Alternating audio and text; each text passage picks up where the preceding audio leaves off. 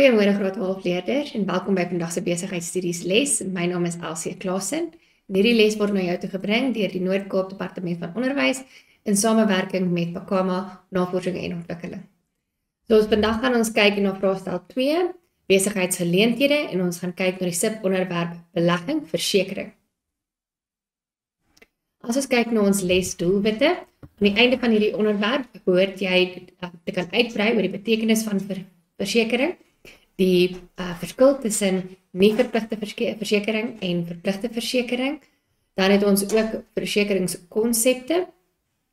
Jy moet ook die verskil tussen hierdie konsepte kan verduidelik oor versekering, onderversekering, versekering en assuransie, korttermyn en langtermyn versekering. Jy gaan ook die volgende beginsels moet kan bespreek: skadeloosheidsstelling, sekuriteitstelling, uiterste goeie trou en versekerbare belang. Jy sal ook die bogenoemde beginsels moet kan identifiseer vanuit 'n scenario, sowel as die average klousule of die gemiddelde klousule, en dan ook die voordele en die belangrikheid van versekering, die betekenis van versekerbare en nie versekerbare goedere, en dan ook voorbeelde gee van versekerbare en nie versekerbare risiko's. Jy sal moet ook kan uitbrei oor die betekenis van verpligte versekering en dan die verskil tussen nie verpligte en verpligte versekering. Ook die verskillende tipes verpligte versekering, waar ons die werkloosheidsfonds het, ongelukkefonds en dan die vergoeding vir beroepssiektes en beseringsfonds. Ook jy gaan moet die verskillende soorte voordele, jy sal die verduidelik die soorte voordele van die werkloosheidsversekeringsfonds en hoe dit uitbetaal, sowel as om die soorte verpligte versekering uit 'n scenario aan te haal.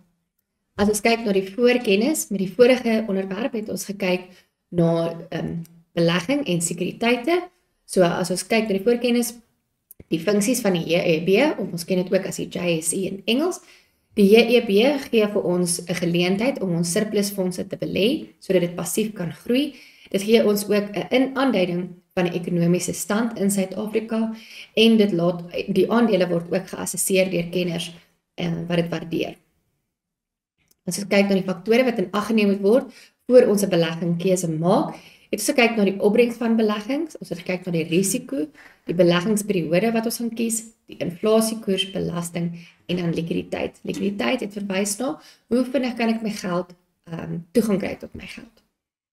Dan beleggingsgeleenthede, ons het daarso het ons 6 verskillendes. Ons het gesamentlike fondse, of ons ken dit ook as stokvels, 'n bestuurde portefeulje, besigheidsgeleentheid of waagkapitaal, 32 dae kennisgewing deposito's, skuldbriewe en dan lewensversekering. Vorme van belegging het ons die Suid-Afrikaanse kleinhandelaars effekte, ons het ook die effekte trusts, aandele en dan vaste deposito's. Ons het ook binne in aandele het ons ook verskillende tipes aandele. Ons het gewone aandele, voorkeur aandele, bonusaandele en stigtersaandele. Binne in ons voorkeur aandele, so as ek jou terugvat, hierdie ene spesifiek, word ook verder opgebreek in deelnemend en nie deelnemende, kumulatiewe en nie kumulatiewe, aflosbare en nie aflosbare, en dan omskepbare en nie omskepbare voorkeur aandele nie. Right, as ons dan kyk na vandag se grondlyn assessering, vraag 1, versekering dek 'n moontlike gebeurtenis wat spesifieke wat kan veroorsaak. Jou opsies: A, situasie, B, versekerbaarheid, C, skade en D, sekuriteit. Vraag 2, die gedeelte van die versekeringseis wat die versekerde sal moet betaal vir die koste van die vervanging van goedere staan bekend as A, bybetaling, B, herinbesitstelling, C, gemiddelde en D, subrogasie. Jy het nou 2 minute om gou dit te beantwoord.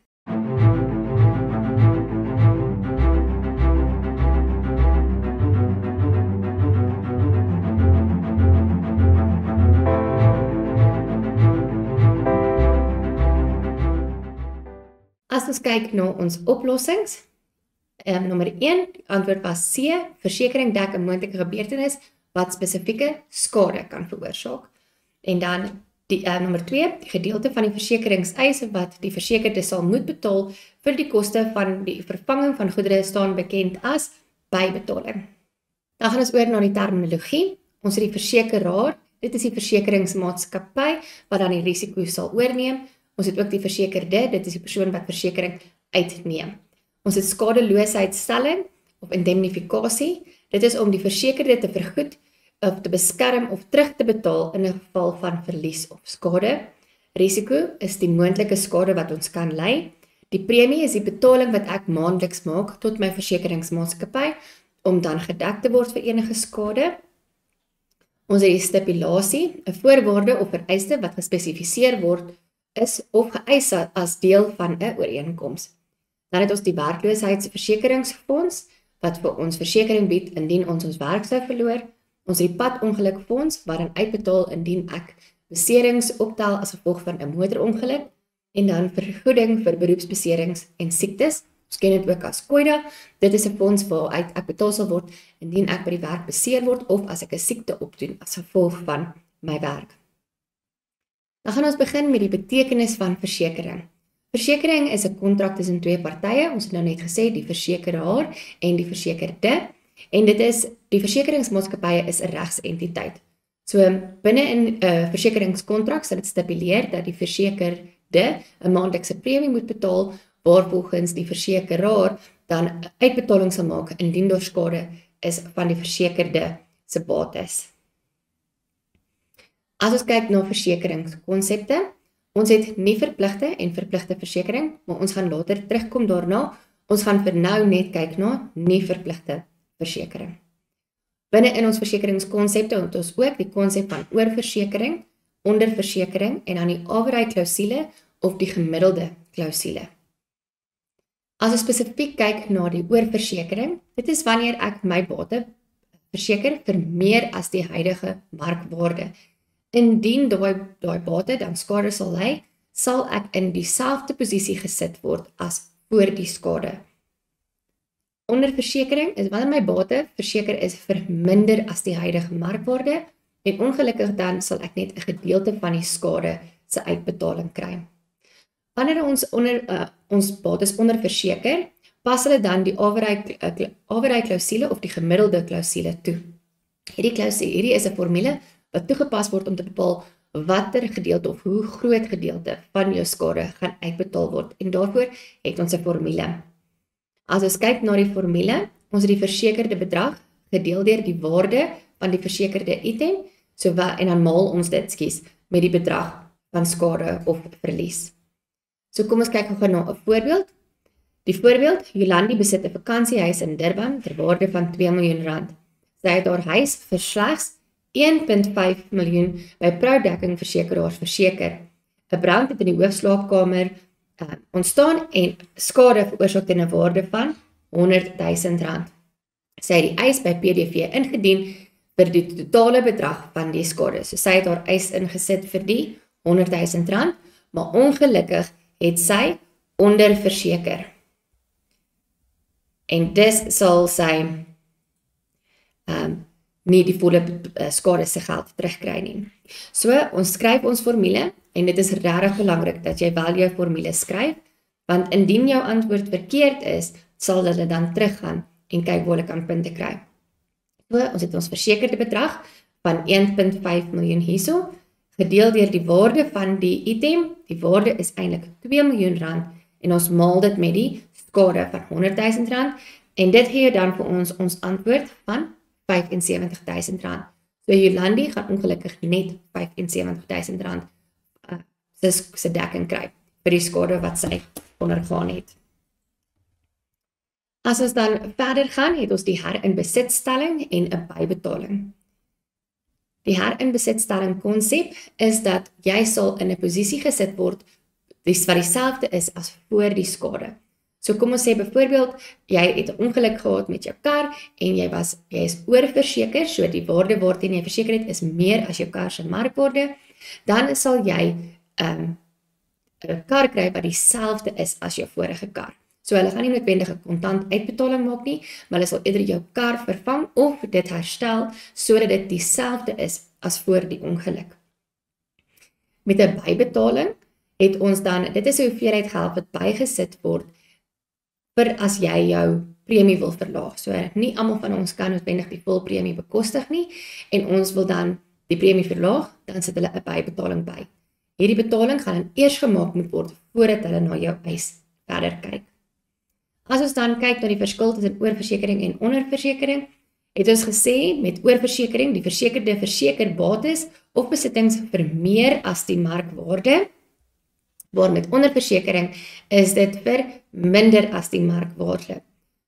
Oorversekering, die versekeraar sal die herinbesitstelling klousule toepas, met ander woorde, jy sal in presies dieselfde situasie of toestand wees as voorheen, waar met onderversekering gaan hulle die gemiddelde of average klousule toepas, waar net 'n gedeelte uitbetaal word. Vergoeding deur die versekeraar sal nie meer as die markwaarde wees nie. Dit is vir oorversekering, want jy mag nie baat hieruit nie. Jy moet net dieselfde wees as voorheen. Onderversekering, die versekerde sal gedeeltelik of proporsioneel vergoed word. So dit is net ongelukkig die gedeelte. Die versekeraar sal die skade of verlies wat deur die versekerde gelei word, vervang of herstel. Dis nie 'n kontant uitbetaling nie, waar met onderversekering gaan jy 'n kontant uitbetaling kry, maar net 'n gedeelte van jou skade. Dan kyk ons na die verskil tussen versekering en assuransie. Versekering word uitgeneem vir wanneer ons vir iets wat moontlik in die toekoms kan gebeur. Ons weet nie dat dit gaan gebeur nie, maar ons wil voorsorgmaatreëls in plek sit vir as dit eendag sou gebeur, waar assuransie is vir iets wat ons weet definitief gaan gebeur in die toekoms. So gewoonlik met versekering praat ons van korttermynversekering, waar met assuransie praat ons van langtermynversekering. So as ons kyk na voorbeelde, versekering, kyk ons na eiendomsversekering, kontant in transitu, diefstal, inbraak of 'n brand wat sou uitgebeur. Ons weet nie dat hierdie goed ooit met ons sal gebeur nie, waar met assuransie, ongelukkig gaan ons almal eendag afsterf en ons gaan almal eendag aftree en ons moet finansiëel daarvoor voorberei. As ons dan bietjie meer in diepte kyk vir korttermyn en langtermynversekering, die aard van die risiko waarteen die versekering of assuransie vereis word, sal die tydperk van die versekering bepaal. So korttermyn, ons kyk na iets wat mag of nie mag gebeur nie, waar met langtermyn is dit iets wat ons weet wat gaan gebeur. Dit gaan net op 'n bepaalde datum in die toekoms gebeur. Ons weet nie wanneer dit is nie. En jy sal sien dat die voorbeelde is presies dieselfde. Met langtermyn het ons dit 'n paar ekstra hier. Ons het aftreeanniteite, lewensversekering, pensioenfonds of voorsorgfonds. Ons het begrafnisversekering, gesondheidsversekering en mediese versekering. OK, nou gaan ons gou 'n aktiwiteit doen. Ek gaan vir jou lees vraag 1. Gee voorbeelde van korttermynversekering vir 4 punte. Kyk na jou werkwoord en dan het ons 'n scenario. Lucy Traders het vir voorraad ter waarde van R400,000 gekoop, maar dit verseker vir R300,000. Daai 2 vir jou onderstreep. 'n Brand in die pakhuis het voorraad vernietig ter waarde van R60,000. So vraag nommer 2. Noem die versekeringsbegrip wat in die scenario hierbo toegepas is. Nommer 3. Noem die versekeringsklausule wat op hierdie scenario van toepassing is. En dan nommer 4, onderskei tussen versekering en assuransie. Ek gee jou so 15 minute om dit te voltooi.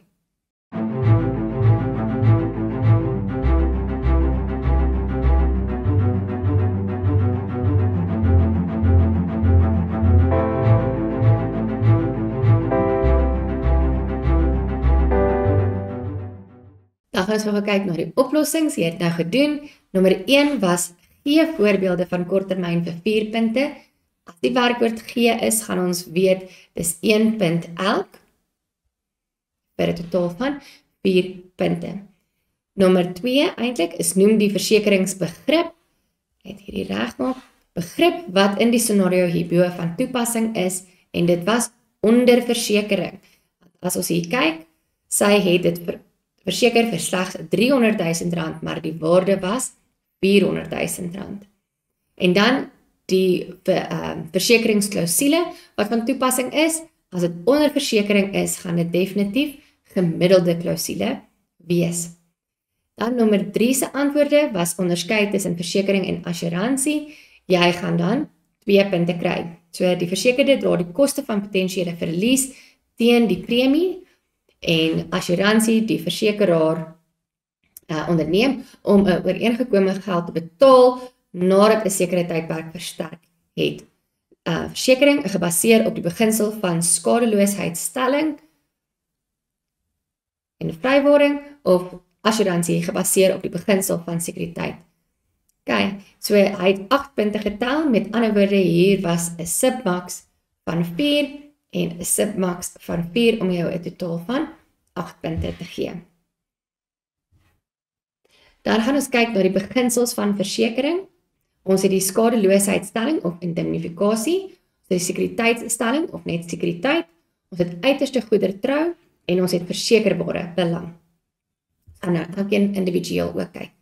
So die indemnifikasie, dit is waar ons gewoonlik vir korttermyn toepassing sê dat die versekeringsmaatskappy sal die verlies dra. Hulle sal die waarde van die verlies dra en dit word weggevat van jou af. Jy dra nie meer daai risiko nie. So die versekeraar stem in om versekerde te vergoed vir skade of verliese gespesifiseer in die versekeringskontrak in ruil vir jou premie wat jy dan maandeliks gaan betaal. Dit beskerm die versekerde, dis jy wat die versekering uitgeneem het, teen die gespesifiseerde gebeurtenis wat miskien kan voorkom. As ons dan kyk na sekuriteit, is dit gewoonlik vir ons langtermynversekering. Met ander woorde, dit is vir iets wat ons weet gaan gebeur en ek moet nou finansiële sekuriteit vir my familie bied. So dit is of wanneer ek sou afsterf of wanneer ek dan sou aftree, moet ek seker maak dat ek het finansiëel voorberei daarvoor. Dan uiterste goedertrou, dis dat ek moet eerlik wees. Wanneer ek versekering uitneem, kan ek nie jok oor iets nie. Hulle gaan my byvoorbeeld vra, waar parkeer jy jou kar gedurende die dag? Waar parkeer jy jou kar in die aand? Is dit toegesluit? Is dit veilig? As dit kom by lewensversekering, vra hulle jou gewoonlik rook jy en sulke goedjies en jy het die verpligting om eerlik te wees wanneer hulle daai vraag vir jou vra. Die versekerbare belang, die versekerde moet bewys dat 'n finansiële verlies gely gaan word indien jy daai item verloor. So kom ons sê byvoorbeeld my kar, as ek my kar verloor en ek kry nie vervoer, dan ek nie vervoer nie, ek kan nie by die werk kom nie en ek gaan 'n finansiële verlies ly. Die versekerde moet 'n regsverhouding met die versekerde item in die kontrak hê. As ons dan kyk na die belangrikheid van versekering vir besighede, jy as 'n besigheid dra 'n groot risiko. Eerstens moet jy seker maak jou besigheid is 'n sukses, maar dan ook as jy voorraad het of as jy geboue het, as jy enige ander bates het, kan dieselfde goed met jou besigheid se bates gebeur as met ons as normale mense. So jy moet seker maak jy het versekering om enige skade tot jou bates, jou voorraad, jou geboue te kan dek. Die oordrag van risiko is onderhewig aan die bepalinge en voorwaardes van die versekeringskontrak, beskerm die besighede teen oneerlike werknemers, miskien is daar diefstal onder jou werknemers, dit beskerm die besigheid teen verliese as gevolg van dood van 'n skuldenaar, so jy dalk 'n debiteur gehad wat nog nie hulle geld inbetaal het nie en dan moet jy daai verlies dra. Beskerm die besigheid teen diefstal, verlies van voorraad of skade veroorsaak deur natuurrampe soos vloede of stormskade. As ons dink aan wat nou wat in Natal aangaan, is ook baie besighede wat skade ly as gevolg van die reën. En dan besighede sal vergoed word vir versekerbare verliese, byvoorbeeld vernietiging van eiendom deur 'n brand. OK, dan ongelukkig is daar nie alle risiko's wat gedek kan word nie. So ons het nie versekerbare risiko's. As ons kyk na versekerbare risiko's, is dit wat die maatskappy bereid is om te verseker. Hulle sê die risiko is laag genoeg, ons sal dit doen. Maar as dit kom by nie versekerbare risiko's, is dit waar die maatskappy sê die risiko is eenvoudig te groot en ons gaan dit ongelukkig nie dek nie. So as ons kyk na voorbeelde, met versekerbare risiko's het ons diefstal, vuur, inbraak, natuurrampe en ons het skade of verlies aan bates, voertuie, toerusting en geboue. As ons kyk na nie versekerbare risiko's, hierdie is byvoorbeeld die verandering in mode.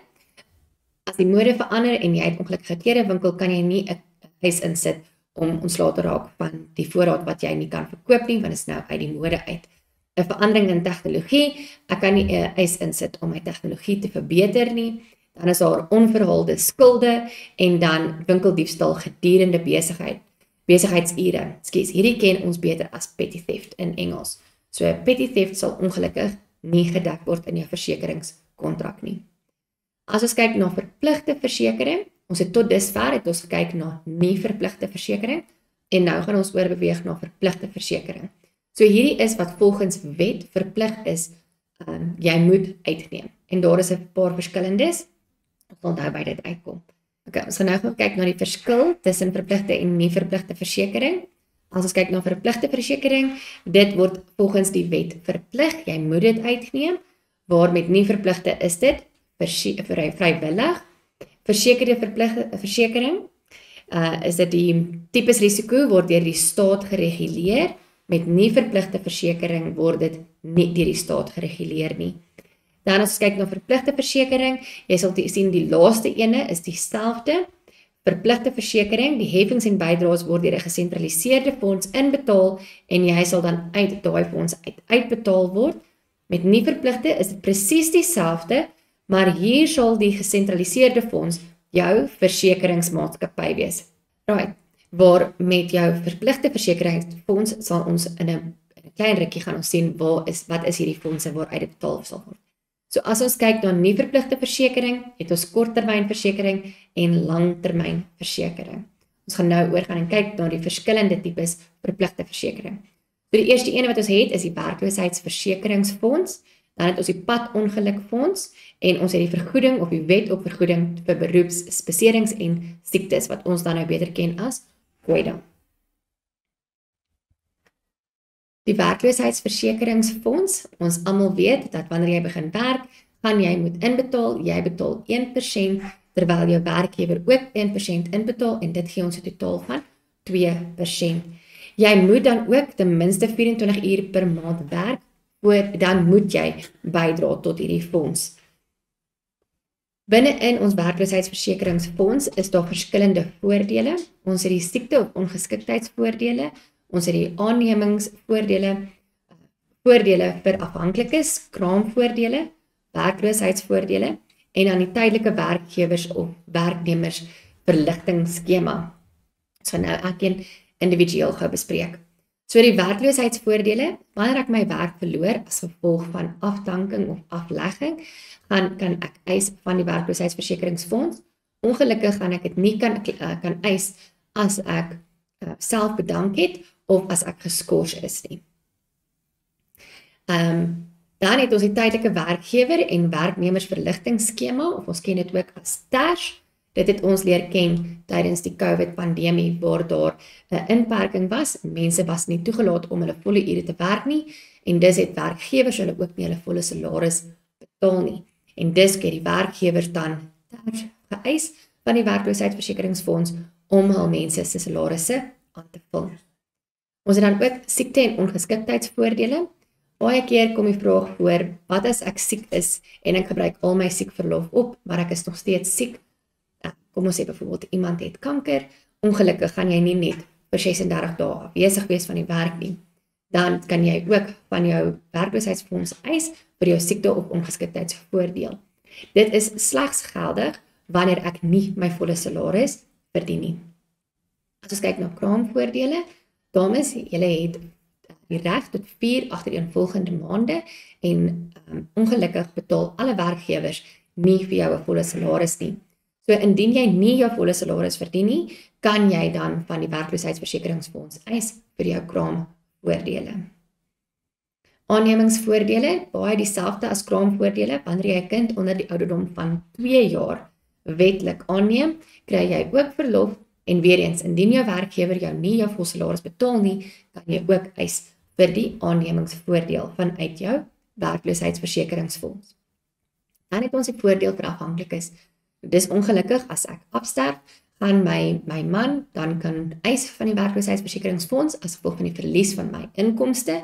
En indien ek 'n afhanklike kind het wat onder die ouderdom van 21 jaar is en ek het nie 'n oorlewende eggenoot nie, dan sal my afhanklike kind kan eise van die werkloosheidsversekeringsfonds.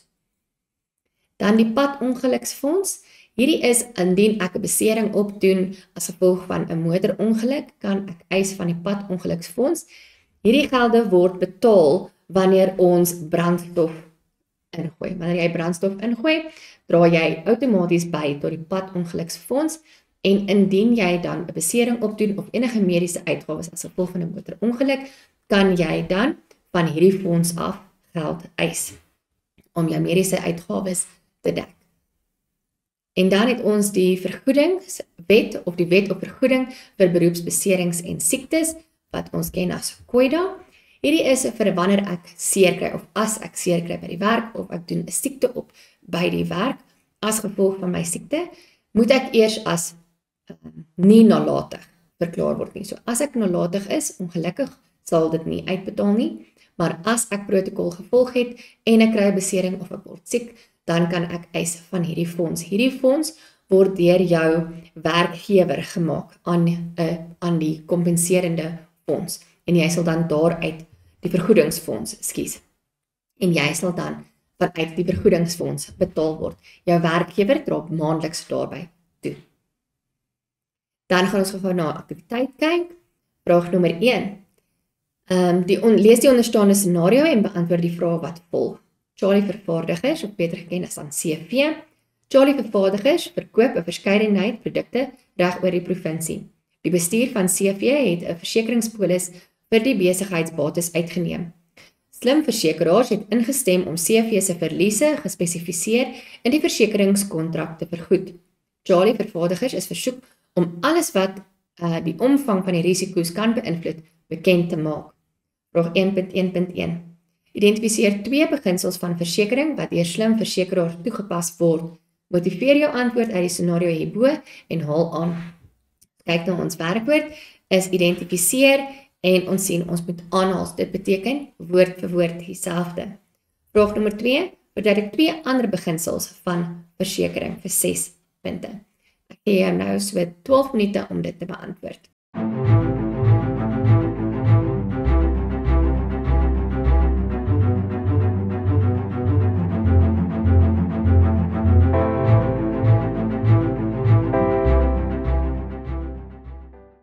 As ons dan kyk na vraag 3, lees die scenario en beantwoord die vraag wat volg.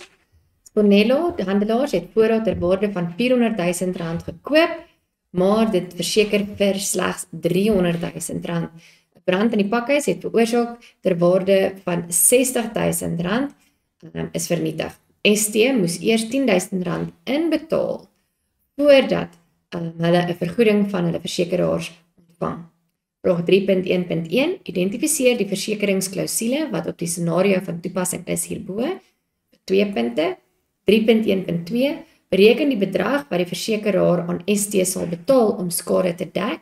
Toon alle berekeninge. Dit is baie belangrik. En dan 3.1.3 Noem die versekeringskonsep wat gebruik word om die rede waarom ST moes eers R10.000 inbetaal voordat hulle vergoeding ontvang het van die versekeraar. So ek gee jou nou so 5 tot 6 minute om dit te beantwoord.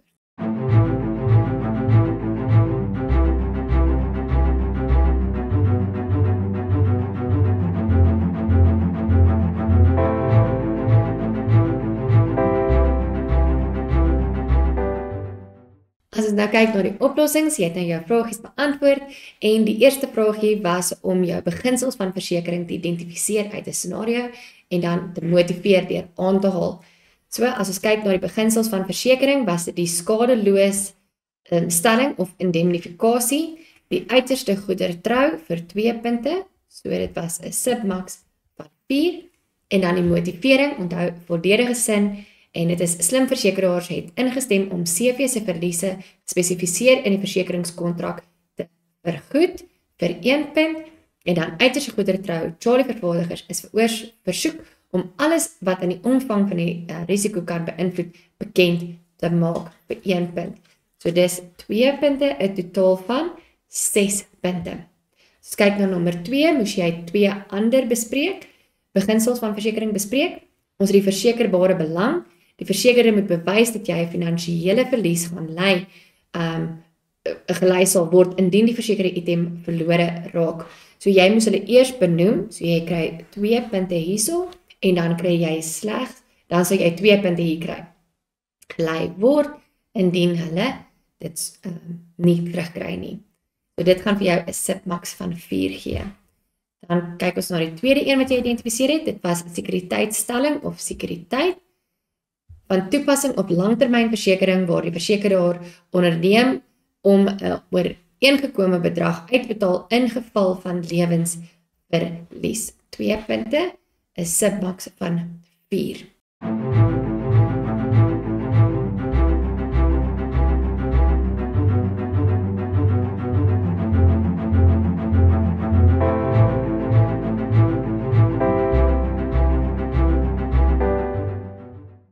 Dan nommer 3.1.1 was dit die gemiddelde klousule en jy sal 2 punte daarvoor kry.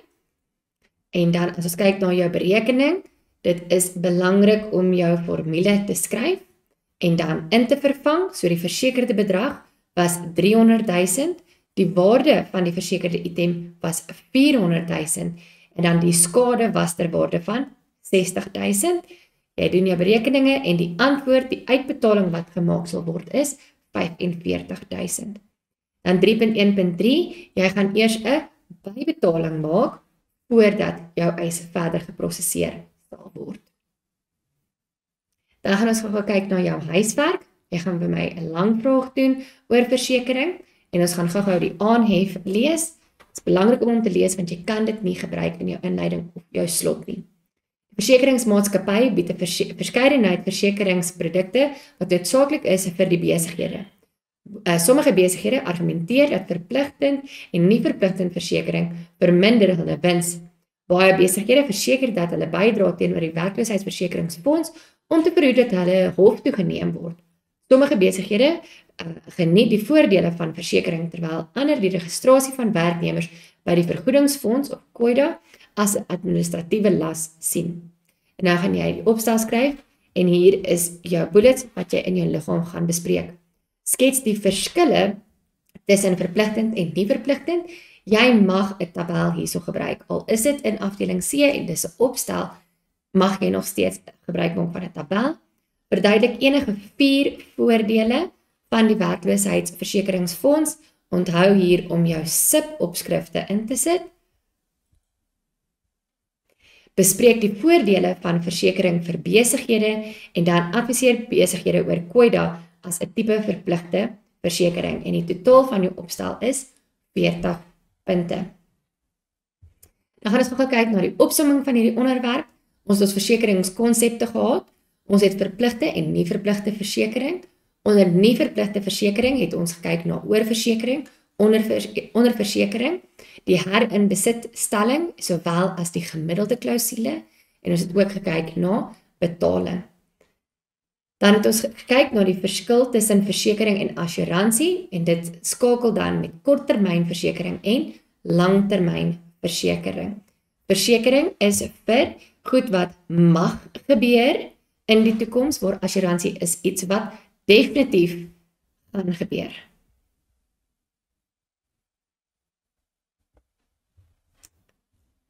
Dan kyk ons na die beginsels van versekering. Ons het die skadeloosheid of indemnifikasie gehad, waar ons dan gesê het die versekeringsmaatskappy gaan jou uitbetaal. Hulle dra die skade, die waarde van die skade, en dit is gewoonlik vir korttermyn, en sekuriteit is gewoonlik vir langtermyn, waar ek voorsiening maak vir 'n finansiële verlies vir iets wat definitief gaan gebeur in die toekoms. Want uiterste goedere trou is dat ek moet eerlik wees op die vrae wat die versekeringsmaatskappy my vra en ek moet seker maak ek gee hulle al die inligting. En dan die versekerbare belang is ek moet bewys dat ek gaan 'n finansiële verlies ly indien ek nie daai bate terugkry nie.